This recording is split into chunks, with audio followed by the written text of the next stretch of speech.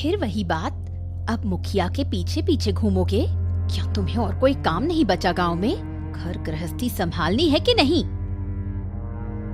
गोमती, हर बात का जवाब नहीं दिया जाता। अब तू समझे या ना समझे, मुखिया के साथ काम जरूरी है, मतलब जरूरी है भाई। गांव का मामला है ये। गांव का मामला? हाँ, गांव का नाम लेकर न जाने क्या क्या करते घूमते हो। औरतें ताने मारती हैं बाहर, कहती हैं गोमती का मर्द तो अब मुखिया का नौकर बन गया।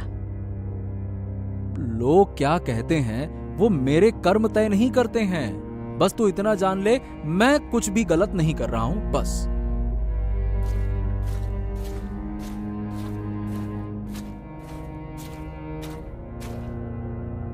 अरे नरेंद्र, अरे ओ नरेंद्र, क्या कर रहा है? जल्दी चल बे, देर हो रही है। जी जी, आया मुखिया जी। हाँ। अरे कहाँ जा रहे हो? बात तो सुन लो।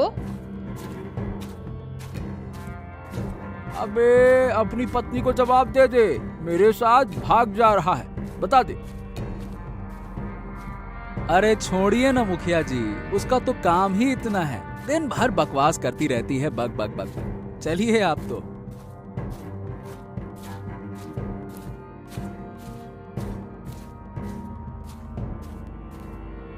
अरे मोहन, अब जल्दी से तू भी आ जा।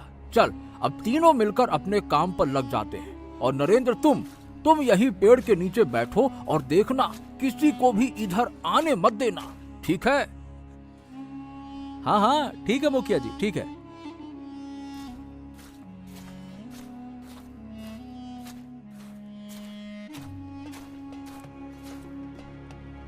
मुखिया जी, ये नरेंद्र को हम पर कोई शक तो नहीं है ना कि हम जंगल में क्या कर रहे हैं? अरे वो तो भोला भाला है, उसको समझ ही नहीं है कि हम अंदर करते क्या हैं। चलो अब जल्दी जल्दी खुदाई करो, खजाना हमें ही मिलना चाहिए। चलो।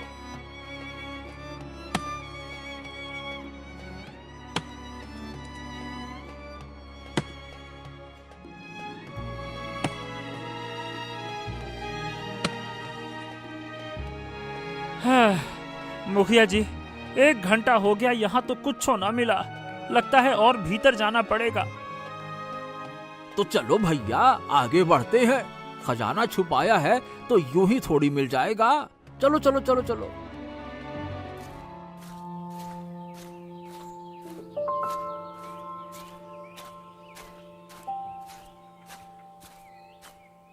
अरे मूर्खों, तुम हो कौन जो मेरी तपस्या स्थली भंग कर रहे हो? महाराज, मैं बस एक पुराना खजाना ढूंढ रहा हूँ जो मेरे पूर्वजों ने यही कहीं छुपाया था। उस खजाने को छूते ही ये राज्य भस्म हो जाएगा। वो खजाना इस राज्य की रक्षा कर रहा है। जैसे ही वो जमीन से निकलेगा, तबाही आएगी, अकाल, युद्ध, मृत्यु। ए साधु महाराज, आप शायद पगला गए हैं। और सुनिए, भला खजाने से किसी की रक्षा कैसे होती है? सीधी बात है, मुझे खजाना चाहिए और मैं लेके जाऊंगा। हाँ। मूर्ख, मैं चेतावनी दे रहा हूँ, यहाँ से चले जाओ, वरना इस अपवित्र लोभ का अंजाम बहुत भयानक होगा। मुखिया जी, चलिए, ये बाबा ठीक नहीं लग रहे हैं, बाद में सोचते हैं कुछ। चलिए। ठीक है, अभी चलते हैं। लेकिन ये साधु अगर यहीं रहा तो हम खजाना कभी नहीं पा सकेंगे। चलो।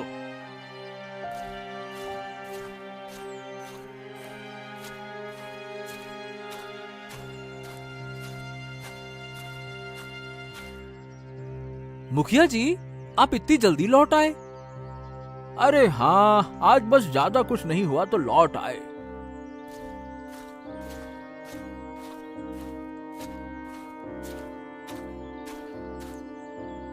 अब ये साधु रास्ते से नहीं हटा तो सारा पिलान ही चौपट हो जाएगा। कुछ तो करना पड़ेगा, कुछ बड़ा।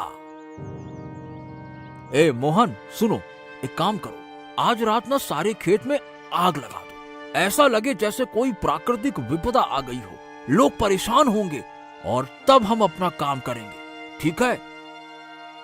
मुखिया जी, ये तो बहुत बड़ा काम है। ये जो मैं कहता हूं वो करो, बस कोई सवाल उवाल नहीं, समझे?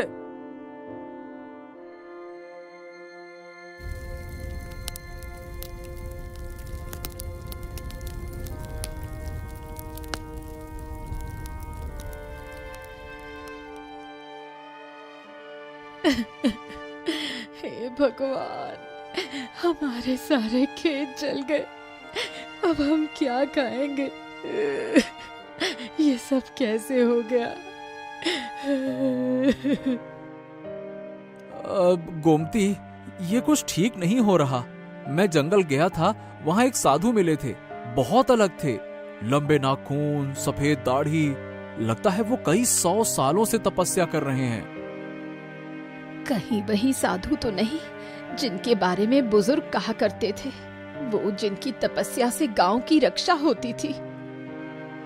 अगर वो हैं, तो फिर ये सब क्यों हो रहा है?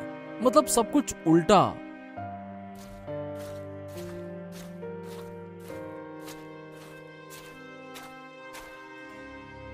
ए सुनो मोहन, आज रात तालाब में ये नीला रंग घोल दो, पानी काला हो जाएगा और फिर गांव वाले समझेंगे कि कुछ बुरा हो रहा है और उस साधु को दोषी मानेंगे। हाँ। अरे पर मुखिया जी, पानी तो जीवन है। अरे भाई, मुझे खजाना चाहिए और खजाने के रास्ते में जो कोई भी आएगा उससे हटना पड़ेगा। जल्दी करो, जाओ।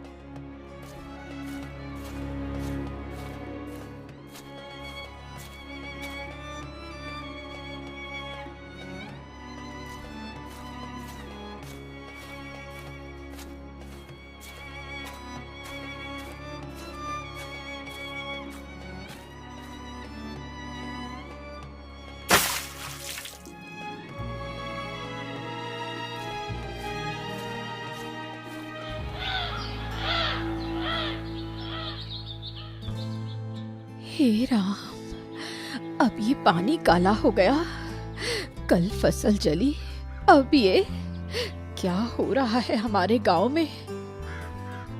लगता है कोई श्राप लग गया है इस गांव को। हमें महाराज से बात करनी होगी गोमती। हे भगवान, हे भगवान, अरे हमारे गांव में ये क्या हो गया? 2 दिन पहले फसल जल गई और अब ये तालाब का सारा पानी ऐसे नीला काला हो गया। ये कैसा अपशगुन है भगवान? ये कौन सा अपशगुन है? लगता है कोनो बड़ा संकट आने वाला है मुखिया जी। कहीं किसी ने कुछ टोना टोटका तो नहीं कर दिया? देखिए ना, गांव का पानी ही जहरीला हो गया। बेटा, ऐसा पहले कभी नहीं हुआ। हमारी जिंदगी में पहली बार ऐसा हो रहा है। लगता है कोई बुरा साया है हमारे गांव पर। नहीं नहीं नहीं नहीं नहीं, ये सब अचानक ऐसे नहीं हो सकता। भाई 3 दिन पहले तक सब कुछ ठीक था, सुबह होते ही फसल राख हो गई और अब ये पानी। मुझे ऐसा लगता है कि कुछ ना कुछ तो गड़बड़ है। हमें अब चुप नहीं बैठना चाहिए। चलो सब मिलकर महाराज के पास चलते हैं। उन्हें बताना होगा कि गांव पर कोई संकट मंडरा रहा है।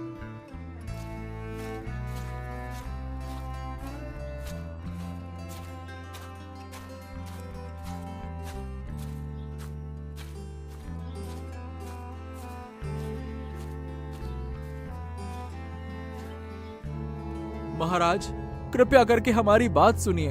हमारे गांव में कुछ भयानक घट रहा है। मतलब हमारी सारी फसल जल गई और अब सारा तालाब का पानी नीला काला पड़ गया। ये क्या कह रहे हो तुम लोग? एक साथ 2 विपत्तियां, ये कैसे संभव है? महाराज, मुझे लगता है कि ये सब कोई कर रहा है। ये सब प्राकृतिक नहीं लग रहा, जैसे किसी ने जानबूझकर किया हो महाराज। ये मामला तो बड़ा गंभीर है। ऐसा क्यों हो रहा है हमारे गांव में? महाराज, एक बात कहूं, जंगल में एक साधु वर्षों से तपस्या कर रहा है, पर अब उसकी साधना तंत्र मंत्र में बदल चुकी है। कहीं उसी के कारण भूमि असंतुलित तो नहीं हो रही है? हमें उसे वहां से हटाना पड़ेगा महाराज। क्या जंगल में साधु है और वो तंत्र विद्या करता है? ये तुम क्या कह रहे हो मुखिया? पूजा पाठ की भूमि में तंत्र मंत्र? महाराज झूठ न बुलाए भगवान, मैं तो वहाँ स्वयं गया था। साधु कोई सामान्य तपस्वी नहीं है, उसकी क्रिया से हवा भारी लगती है और पशु पक्षी तक विचलित थे। अगर आपको यकीन न हो तो स्वयं जाकर निरीक्षण कर सकते हैं महाराज। ठीक है, मैं आज ही चलकर जांच करता हूँ।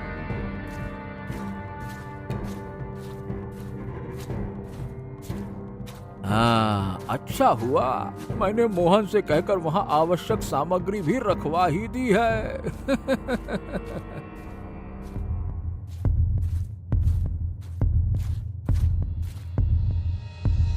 ये क्या है साधु? आप पूजा पाठ नहीं तंत्र विद्या कर रहे हैं?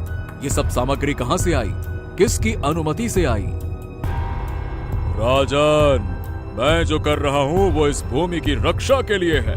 ये सामग्री वही है जो मैंने वर्षों पहले एक उद्देश्य से प्राप्त की थी, और ये बाकी का सामान ये मेरा नहीं है। हमें इसकी कोई जानकारी नहीं थी साधु महाराज, और तुम्हारी इस क्रिया से गांव में अजीब घटनाएं हो रही हैं। तुम्हें इस राज्य से अभी के अभी जाना होगा, समझे? हाँ, ठीक है, जैसी आपकी आज्ञा महाराज। लेकिन याद रखना, विनाश काले विपरीत बुद्धि। तुम पछताओगे राजन, पछताओगे। ओम नमः शिवाय, नमः शिवाय।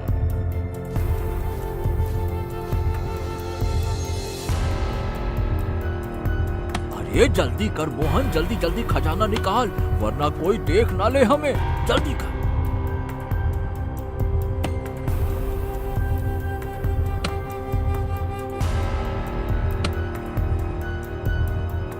बाप रे, इतना सारा खजाना! अरे मुंह बंद कर, वरना कोई सुन लेगा। अब ये सारा खजाना मेरा है, इसका मालिक सिर्फ मैं हूँ। मुखिया जी, मेरा हिस्सा? हिस्सा? कौन सा हिस्सा? कैसा हिस्सा? अरे तेरी जमीन मेरे यहाँ गिरवी थी ना। जा बेटा, तेरी जमीन छोड़ दिया, अब तुझसे मुझे एक भी रुपया नहीं चाहिए। चल जा, मेरा पीछा छोड़ जा भाई। देखो मुखिया जी, आप ये ठीक ना कर रहे हो। आपने पहले कहा था आप मुझे भी हिस्सा दोगे, इसीलिए मैंने इतना सब कुछ आपके लिए किया, और अब आप सिर्फ मेरी जमीन का कर्ज माफ कर रहे हो। ये बिल्कुल ठीक बात नहीं है। अरे भैया, मैंने भी अपने दिमाग के घोड़े बहुत दौड़ाए हैं, तब जाकर मुझको ये खजाना मिला है।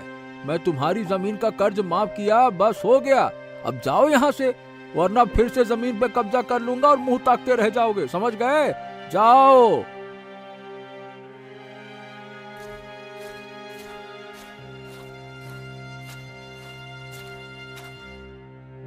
महाराज की जय हो।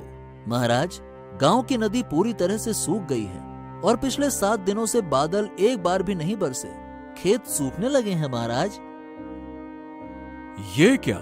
हमने तो साधु को जंगल से निकाल दिया था, अब वो कुछ नहीं कर रहा, तो फिर ये सब क्यों हो रहा है? हाँ, देखो गोमती, ये वही जमीन है जिस पर मैंने दिन रात पसीना बहाया। अब देखो, सब कुछ खत्म हो गया, न पानी रहा न फसल। मेरी मेहनत भी मुझसे रूठ गई है गोमती। पता नहीं किसकी बुरी नजर लग गई हमारे गांव को। पहले कितना अच्छा था। तुम जानते हो, एक किसान की सबसे बड़ी ताकत उसकी जमीन नहीं, उसका हौसला होता है। हौसला भी कब तक साथ देगा गोमती? जब खेत ही सूखे पड़े हों तो उम्मीद भी मुंह मोड़ लेती है। अब तो मुझे महाराज से जाकर बात करनी ही होगी। महाराज क्या करेंगे जी? उनके पास कोई जादू है क्या? ना वो बादल बुला सकते हैं, ना सूखी नदी को भर सकते हैं। सब किस्मत का खेल है। इसी बीच झाड़ियों में सरसराहट होती है। दोनों चौंक कर उस ओर देखते हैं। झाड़ी से एक सफेद खरगोश धीरे धीरे बाहर आता है। उसके माथे पर चमकती लाल बिंदी थी। बाप रे, कितना सुंदर खरगोश है। और देखो तो इसकी बिंदी, जैसे कोई साधु हो। इसे मैं पाल लूंगी जी। तू तो जैसे अकल ही बेच आई है गोमती। घर में दाने दाने को मोहताज हैं हम, और तुझे जानवर पालने की सूझ रही है। खुद का पेट तो भर नहीं पा रहे और एक और पेट पालने चली है, हैं? घबराओ नहीं, तुम्हें मेरे खाने की फिक्र करने की जरूरत नहीं है। मैं तुम्हारा नुकसान नहीं करूंगा। मेरा नाम चेतन है। मैं ऋषि वात्स्यायन का शिष्य हूँ। हैं? तुम बोल रहे हो? ये कैसे संभव है? जब इरादे शुद्ध हो तो भाषा की दीवारें टूट जाती हैं। देखो, मैं बहुत दिनों से देख रहा हूँ कि इस गांव में अधर्म फैल रहा है और अब समय है सच्चाई को उजागर किया जाए। लेकिन एक बात समझ नहीं आ रही, तुम्हें कैसे पता कि गांव पर कोई अधर्म छाया है? और ये सब मुखिया से जुड़ा हुआ कैसे? मैं कोई साधारण खरगोश नहीं हूँ गोमती। मेरे गुरु ने मुझे दिव्य दृष्टि दी है। उसी के कारण मैं वो देख सकता हूँ जो दूसरों की आंखों से ओझल है। दिव्य दृष्टि? मतलब तुम्हें सब सच दिखाई देता है? हाँ, देखो, बहुत समय पहले जब बुरी शक्तियाँ इस गांव की ओर बढ़ रही थीं, तो उस समय के राजा ने एक दिव्य खजाना मिट्टी के नीचे गाड़ दिया था ताकि वो शक्तियाँ गांव को छू ना सकें। मेरे गुरु उस जगह की रक्षा कर रहे थे, वर्षों तक तप करके। लेकिन मुखिया ने मोहन के साथ मिलकर उन्हें तंत्र विद्या का दोषी ठहराया और गांव से बाहर निकलवा दिया। तो खजाना अब? मुखिया ने वही खजाना खुद निकाल लिया और उसी पल से गांव पर संकट मंडराने लगा। जल सूख गया, फसलें मुरझा गईं और चारों ओर अंधकार फैलने लगा। ये सब उसी श्राप का असर है। और मैं बता दूं, ये तो शुरुआत है, आगे और भी घटनाएं होंगी। अरे ठीक है, अब गलती तो हो गई, अब लड़ने से कुछ नहीं होगा। पहले ये सोचो कि करना क्या है। हाँ, अब तुम शुरू हो गए फिर से। यही दोस्ती और पैसे के लालच ने पूरे गांव को बर्बादी के कगार पर लाकर खड़ा कर दिया। अरे ठीक है, अब गलती तो हो गई, अब लड़ने से कुछ नहीं होगा। पहले ये सोचो कि करना क्या है। लेकिन हम करेंगे क्या? महाराज की आंखों पर तो मुखिया ने भरोसे की पट्टी बांध रखी है। वो हमारी बात पर कभी यकीन नहीं करेंगे।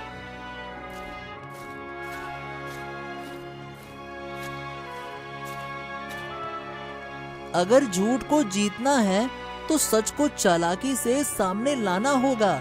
देखो, मेरे पास एक योजना है, लेकिन उसके लिए तुम्हारा साहस चाहिए नरेंद्र। अच्छा, बताओ चेतन, मुझे क्या करना है? हम आज रात ही मुखिया के घर जाएंगे। वहाँ जो खजाना उसने जंगल से निकाल लिया है, वही उस बुरी शक्ति की जड़ है। अगर उसे वापस जंगल में ले जाकर दबा दिया जाए, तो मैं अपनी तंत्र विद्या से उस शक्ति को फिर से कैद कर सकता हूँ। ये तो बहुत खतरनाक है चेतन, लेकिन अगर यही सही रास्ता है तो मैं भी चलूंगी। ठीक है, हम तीनों चलेंगे, लेकिन बहुत सावधानी से।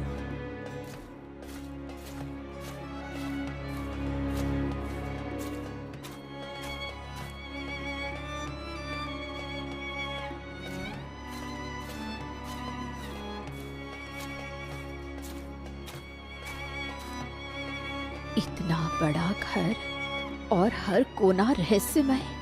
खजाना कहाँ होगा, कैसे पता चलेगा? अगर कोई देख लेगा ना, तो मुखिया हमें जिंदा नहीं छोड़ेगा। शांत रहो, मैं अपनी ज्ञान दृष्टि से देखता हूँ। हाँ, खजाना वही है, उसी कमरे में जहाँ मुखिया सो रहा है। अलमारी के पीछे की दीवार में छिपा है। तो क्या हमें उसके कमरे में जाना होगा? कोई और रास्ता नहीं है? नहीं नहीं गोमती, कोई रास्ता नहीं है, वही एक ही रास्ता है।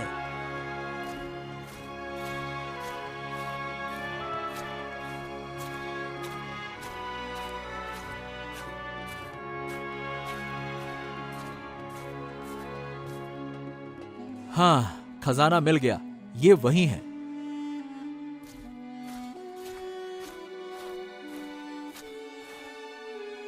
हाँ चलो जल्दी करो, इससे पहले कि वो जाग जाए, जल्दी चलो।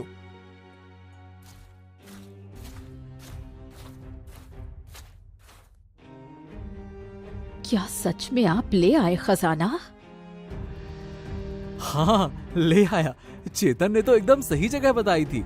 उसने अलमारी के पीछे छिपा रखा था इसको। मुझे जाते ही खजाना मिल गया और ये रहा सारा खजाना।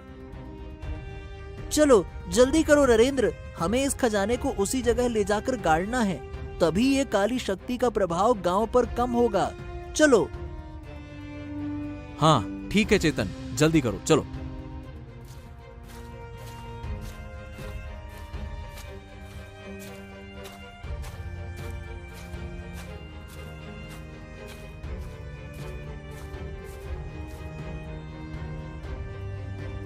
गहरे जंगल के बीच चेतन खजाने को जमीन में गाड़ने की कोशिश कर रहा है, पर कोई असर नहीं हो रहा था।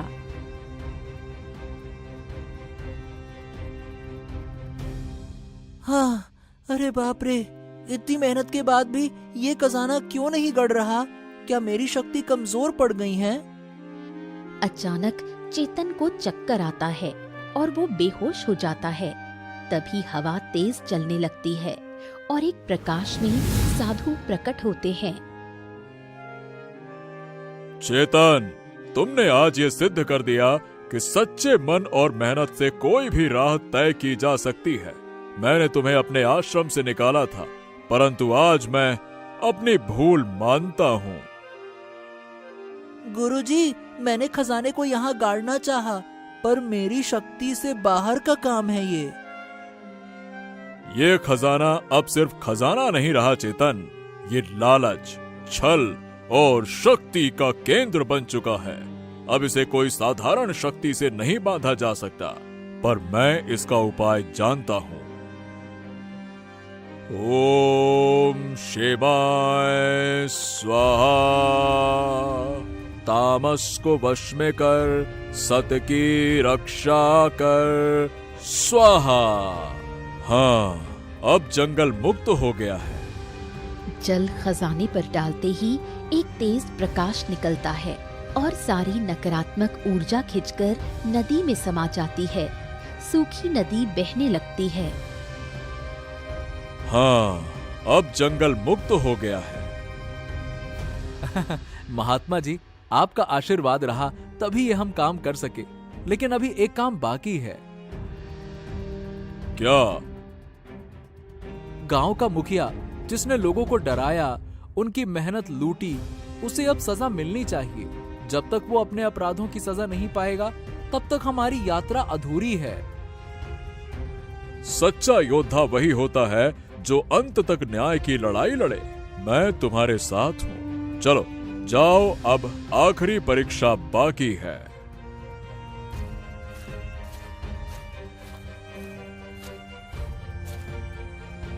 हाँ, मेरा खजाना!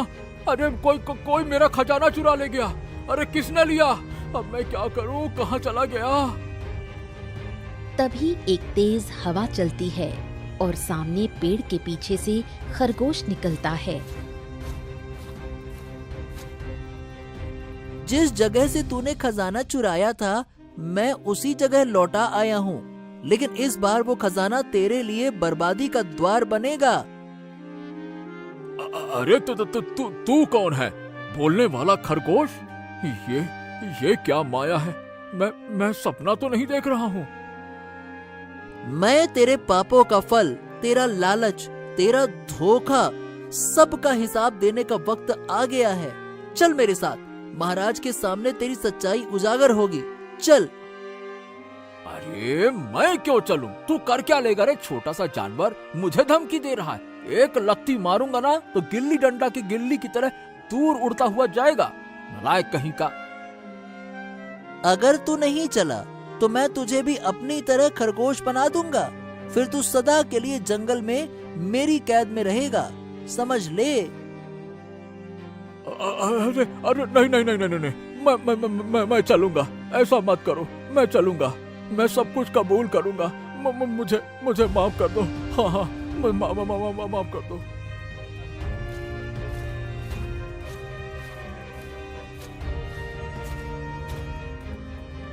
इतनी आसानी से नहीं जाने देंगे तुझे। तूने न जाने कितनों को सताया है। और इसका साथी मोहन कहाँ है? उसे भी तो साथ ले चलो। अरे भाई, वो भी साथ में ही काम किया करता था, तो उसे भी तो इनाम मिलना चाहिए ना। देखो देखो जी, घर में छिप रहा है। अरे जल्दी पकड़ के लाओ चेतन।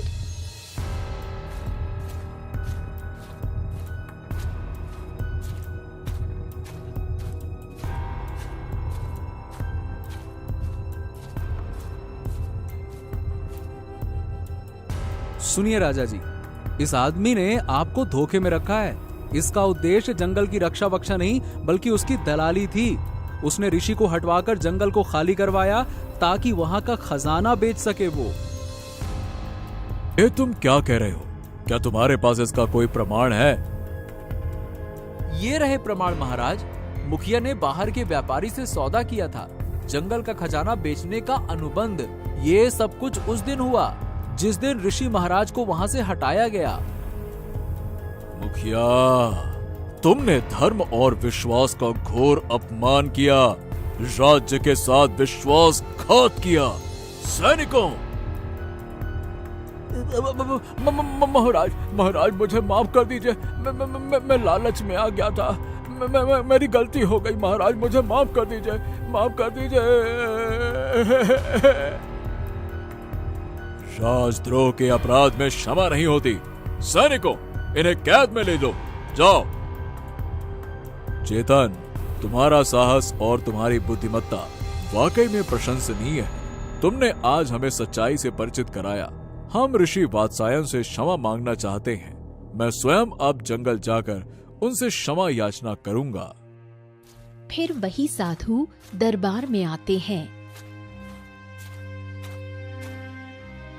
साधु महाराज, मेरी भूल के लिए क्षमा करें। मैंने अधर्म को पहचानने में देर की, पर अब मुझे सच्चाई का आभास हो गया है। कृपया आप वापस आ जाइए और अपने आशीर्वाद से इस भूमि को फिर से पवित्र बना दीजिए। राजन, जब पश्चाताप सच्चा हो तो क्षमा अपने आप मिल जाती है। अवश्य अवश्य मैं लौटूंगा और इस भूमि को फिर से संतुलित करूंगा। बहुत बहुत धन्यवाद महाराज। मुखिया भानु को उसके अपराध के लिए कारावास का दंड दिया गया है, पर आज तो मैं 2 सच्चे सेवकों को सम्मानित करता हूँ। किसान नरेंद्र को राज्य रक्षक किसान की उपाधि दी जाती है। ऋषिवर, आपकी सीख ने आज फिर से सच्चाई को जीत दिला दी।